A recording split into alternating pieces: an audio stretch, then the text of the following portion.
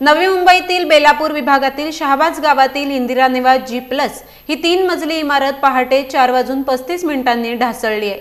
या पडलेल्या इमारतीमध्ये 2 नागरिक अडकल्याची प्राथमिक माहिती मिळते। बिल्डिंगला अगोदर हादरे बसले, त्यामुळे इमारतीमधील सर्वच नागरिक पटापट बाहेर पडलेत।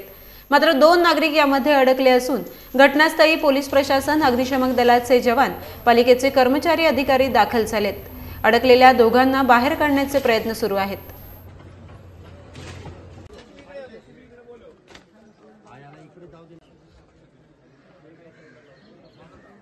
सर, इथे आपल्याला CVD अग्निशमन केंद्रामध्ये आपल्याला सकाळी 4:50 कॉल आला।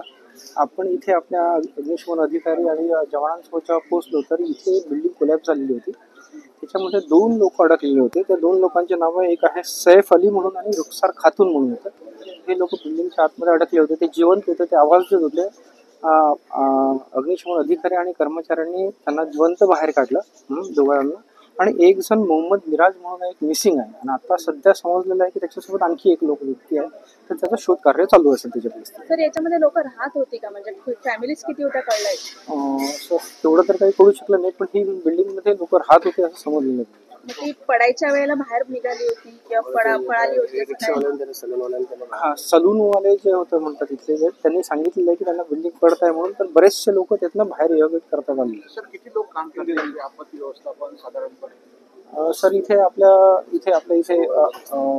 नाही म्हटलं तरी CVD अग्निशमन केंद्र, वाशी अग्निशमन केंद्र, नेहरू अग्निशमन केंद्र, इथे नाही म्हटलं तरी 60 ते 70 लोक आपल्या इथे काम करत आहेत। त्यानंतर मग NDRF ची टीम आपण इथे बोलवलेली आहे। आज सकाळी मला वाटतं 4:45च्या दरम्यान इंदिरा निवास म्हणून एक इमारत आहे, सिटी सर्वे नंबर 106, शहाबाज गाव, सेक्टर 19, बेलापूर, आणि G+4 इमारत होती। 2013 मध्ये बांधली अशी प्राथमिक माहिती आहे। इमारतीमध्ये 3 गाळे आणि 17 फ्लॅट्स असं होते।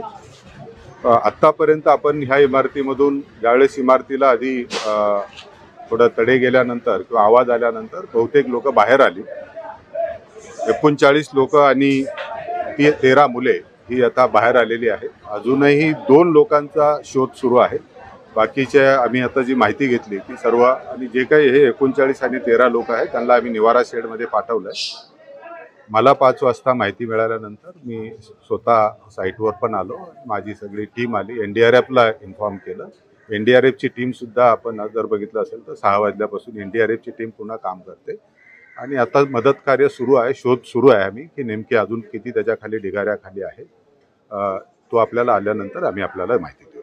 सर, ही 10 वर्षापूर्वीचीच इमारत होती, गावठाणामधली इमारत आहे की सेक्टर्स मधली आहे? नाही, ही गावठाणातली इमारत दिसते। म्हणजे आज जर आपण इथे आल्यानंतर, कारण त्याला ह्याच्यात दिसतंय की आणि मूळ रस्त्यावर आहे, असे नाही की ती कुठेतरी बाजूला आहे।